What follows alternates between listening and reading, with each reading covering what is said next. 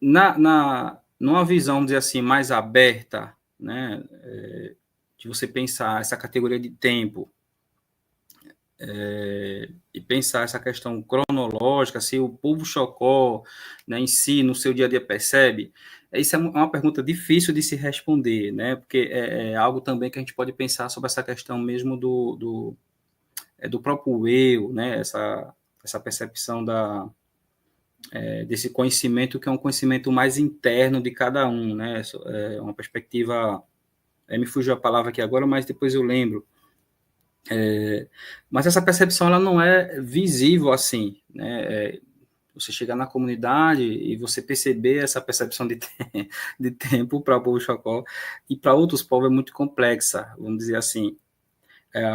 Mas dentro das entrelinhas, né, para quem é de fora, para o pesquisador, vamos dizer assim, para o historiador, para o antropólogo, você percebe nas entrelinhas, né, essa categoria de tempo. Por exemplo, quando o povo Chocó vai narrar a própria história, né, a retomada da terra caiçara, ele vai dizer o seguinte, naquele tempo, né, naquele tempo era assim, hoje é assim. Então, quando você, né, ouve isso a partir de um indígena, a partir de um determinado povo, você já está percebendo essa categoria de tempo, né, do passado para o presente, fazendo essas duas ligações, passado e presente, né? Por exemplo, o povo Chocó muitas vezes assim, a nossa população aqui passou muita fome no período da nossa luta, né?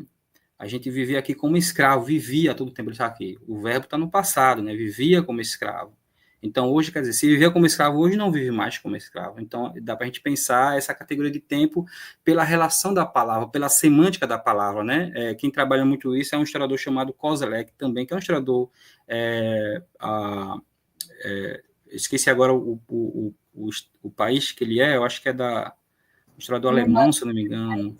Um historiador alemão, eu li ele assim tem um bom tempo, mas eu trabalhei um pouco com ele, né? Então, assim, para você entender essa questão da semântica, do significado das palavras, dessa categoria de tempo histórico, né? Eu acho que é um historiador que vale a pena pensar. Claro, a gente tem as críticas que se trabalha também com a questão da decolonialidade, mas a gente também não pode excluir esses pesquisadores, que esses historiadores têm grandes contribuições para a gente pensar algumas categorias, né? E a de tempo é uma delas.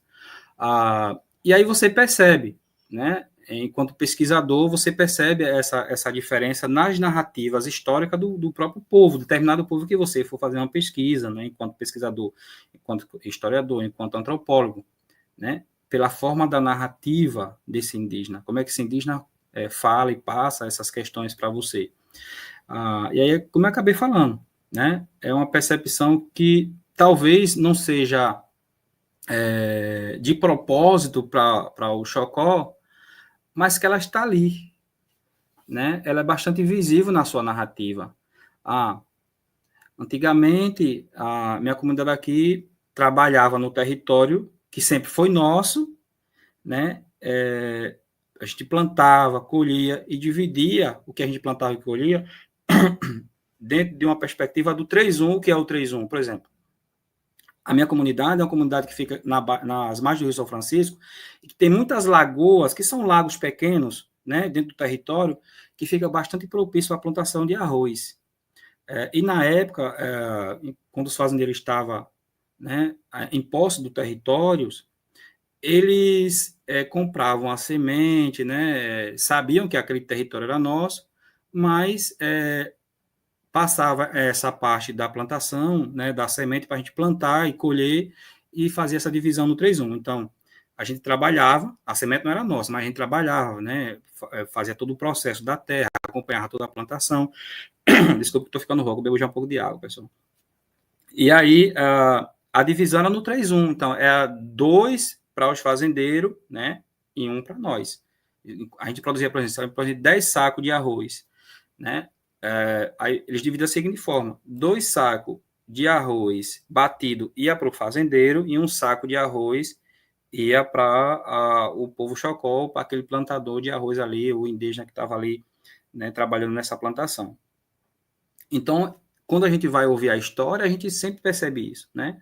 Olha, pessoal, naquele tempo, né, a gente trabalha como escravo, naquele tempo a gente não tinha liberdade, Naquele tempo, a gente vivia muito preso, a gente não praticava os nossos rituais, sempre pensando essa categoria, né, de uma perspectiva do passado, mas que ela tem uma afirmação no presente, sob uma perspectiva, por exemplo, de uma melhora, né, porque você lutou pela terra e você venceu, né, essa luta, e hoje você está vivendo melhor. Então, você percebe nas entrelinhas essas narrativas, essas categorias, né, de tempo, né, de passado presente, e que elas têm uma ligação muito forte, porque esse passado, ele também é reafirmação de um presente vivido, né?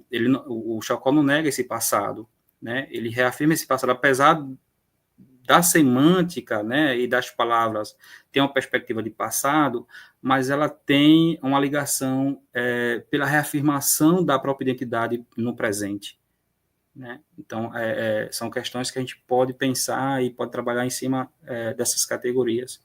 Eu acho que é basicamente isso.